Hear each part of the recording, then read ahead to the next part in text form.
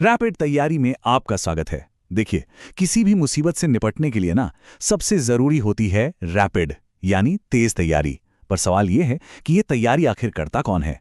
आज हम ठीक उसी सिस्टम की परतें खोलने वाले हैं जो हमारे देश में आपदाओं के खिलाफ एक शील्ड की तरह काम करता है। तो चलिए सीधा मुद्दे पर आते हैं। मान लीजिए बाढ़ आ गई या भूकंप या कोई तूफान, तो उस वक्त ऑफिशियली इंचार्ज कौन होता है? कमान असल में किसके हाथ में होती है? ये एक बहुत बड़ा सवाल है ना? और इसका जवाब एक बहुत ही वेल प्लान्ड सिस्टम के अंदर छिपा हुआ है।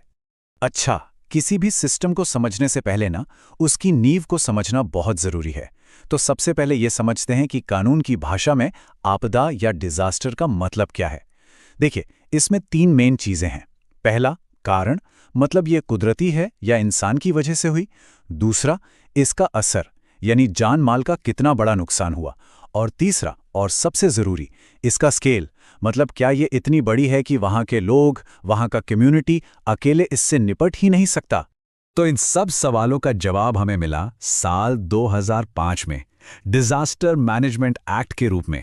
और जरा इसकी टाइमलाइन पे गौर कीजिए, कितनी तेजी से, मतलब फटाफट इसे कानून बनाया गया। राज्यसभा, फिर लोकसभा और फिर राष्ट्रपति की मंजूरी, सब कुछ 1 महीने के अंदर।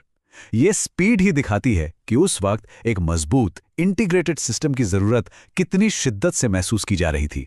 तो आज हम क्या क्या समझने वाले हैं। सबसे पहले आपदा की परिभाषा, फिर इसकी पूरी कमांड स्ट्रक्चर को देखेंगे। नेशनल लेवल पर कौन है, फिर स्टेट और डिस्ट्रिक्ट लेवल पर कौन है। इसके बाद बात होगी उन स्पेशल टीमों की जो एक्शन लेती हैं। और आखिर में हम इन सब को जोड़कर देखेंगे कि ये पूरा सिस्टम एक साथ काम कैसे करता है। चलिए, तो अब इसके कोर में चलते हैं। इस पूरे एक्ट का जो दिल है ना, वो है इसका 3 टियर कमांड सिस्टम। इसका फंडा बहुत सिंपल है। ये एक टॉप डाउन फ्रेमवर्क है, मतलब सब कुछ ऊपर से नीचे की तरफ आता है। नेशनल लेवल पर पॉलिसी बनती है, वो फिर स्टेट लेवल तक आती है और फिर वहां से डिस्ट्रिक्ट लेवल तक पहुंचती है। इसका मकसद सिर्फ एक है कि जब एक्शन का टाइम आए तो सब लोग एक ही डायरेक्शन में, एक ही प्लान के हिसाब से काम करें, कोई कंफ्यूजन ना हो। तो शुरुआत करते हैं सबसे टॉप लेवल से, यानी नेशनल लेवल से, जहां से पूरे देश के लिए स्ट्रैटेजी बनती है। तो इस हायरार्की में सबसे ऊपर है नेशनल डिजास्टर मैनेजमेंट अथॉरिटी, जिसे हम एनडीएमए कहते हैं। और सबसे ज्यादा ध्यान देने वाली बात क्या है? इसके चेयरपर्सन कोई और नहीं बल्कि भारत के प्रधानमंत्री होते हैं, एक्स ऑफिशियो। अब सवाल यह है कि ऐसा क्यों? ऐसा इसलिए ताकि डिजास्टर मैनेजमेंट को देश में हाईएस्ट प्रायोरिटी मिले। जब पीएम खुद हेड कर रहे हों तो कोई भी मिनिस्ट्री या डिपार्टमेंट फैसले लेने में देरी नहीं कर सकता। कोऑर्डिनेशन फास्ट होता है। तो एनडीएमए का मेन काम है पूरे देश के लिए पॉलिसीज, प्लान्स और गाइडलाइंस तैयार करना। ठीक है, तो नेशनल लेवल का तो समझ आ गया। अब देखते हैं कि ये जो पॉलिसीज बनती हैं वो स्टेट्स और डिस्ट्रिक्ट्स तक कैसे पहुंचती हैं। बिल्कुल एनडीएमए की ही तरह हर स्टेट में होती है स्टेट डिजास्टर मैनेजमेंट अथॉरिटी, यानी एसडीएमए। और जैसे नेशनल लेवल पर पीएम हेड करते हैं, वैसे ही स्टेट लेवल पर चेयरपर्सन होते हैं उस राज्य के मुख्यमंत्री। एसडीएमए का काम है कि वो एनडीएमए की गाइडलाइंस को ले और उन्हें अपने राज्य की स्पेसिफिक जरूरतों के हिसाब से अडेप्ट करे और लागू करे। और अब हम आते हैं उस लेवल पर जहां असल में बूट्स ऑन द ग्राउंड वाला काम होता है, यानी डिस्ट्रिक्ट लेवल। यहां पर है डिस्ट्रिक्ट डिजास्टर मैनेजमेंट अथॉरिटी, या डीडीएमए, और इसकी कमान होती है डिस्ट्रिक्ट मैजिस्ट्रेट, यानी डीएम के हाथ में। इसकी वजह भी बिल्कुल साफ है। जिले में डीएम वो अथॉरिटी है जिसके पास पुलिस, हेल्थ, पीडब्ल्यूडी, मतलब सारे डिपार्टमेंट्स को एक साथ मोबिलाइज करने की पावर होती है। यही वजह है कि जमीनी स्तर पर तेज और इफेक्टिव एक्शन लेना पॉसिबल हो पाता है। तो हमने पूरा ढांचा तो समझ लिया, नेशनल, स्टेट, डिस्ट्रिक्ट।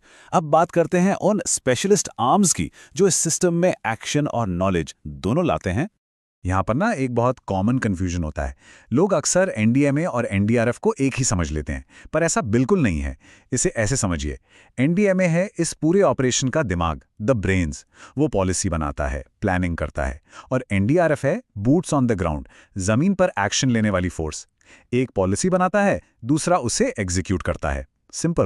तो चलिए अब फॉर्मली मिलते हैं भारत की स्पेशलाइज्ड रेस्क्यू फोर्स से, the national disaster response force, यानी एनडीआरएफ।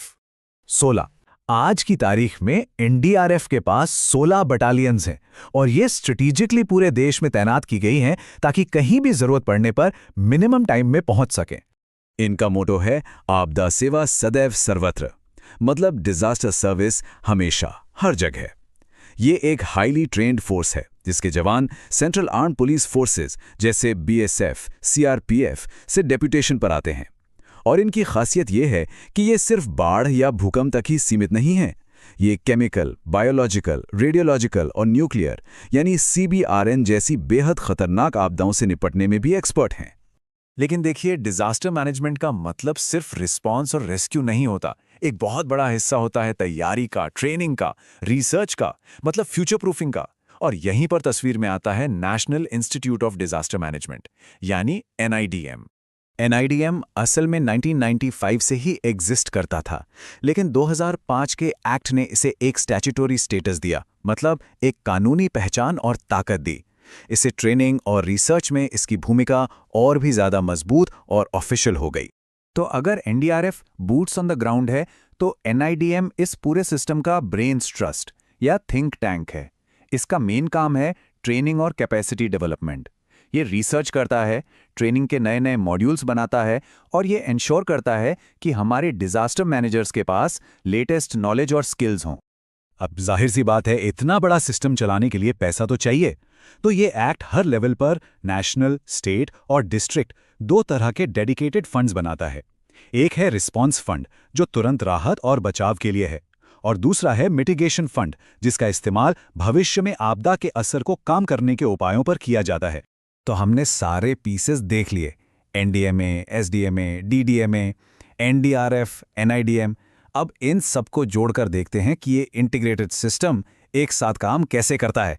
ये पूरा फ्लो देखिए कितना लॉजिकल है। स्टेप 1, NDMA ने नेशनल गाइडलाइंस बनाई। स्टेप 2, SDMA और DDMA ने उन गाइडलाइंस के आधार पर अपने अपने स्टेट और डिस्ट्रिक्ट के प्लान तैयार किए। स्टेप 3, NIDM ने सबको ट्रेन किया, कैपेसिटी बिल्ड की। और स्टेप 4, जब असल में आपदा आई तो NDRF ने जमीन पर मोर्चा संभाला। हर हिस्सा एक दूसरे से परफेक्टली जुड़ा हुआ है। और इस पूरे सिस्टम का, इस पूरी मेहनत का आखिरी मकसद क्या है? वो NIDM के विजन और मोटो में झलकता है। Resilient India, disaster free India. मतलब एक ऐसा भारत जो न सिर्फ आपदाओं का मजबूती से सामना कर सके, बल्कि धीरे धीरे आपदा मुक्त होने की दिशा में भी आगे बढ़े। तो ये था भारत के डिजास्टर मैनेजमेंट एक्ट 2005 का पूरा ब्लूप्रिंट। कागज पर तो ये एक बहुत ही कॉम्प्रिहेंसिव और मजबूत सिस्टम लगता है ना? लेकिन हम सब जानते हैं कि किसी भी सिस्टम की असली परीक्षा तो जमीन पर ही होती है। और यहीं पर एक बड़ा सवाल उठता है कि इस शानदार सिस्टम को ग्राउंड लेवल पर 100% इफेक्टिव बनाने में सबसे बड़ा चैलेंज क्या है?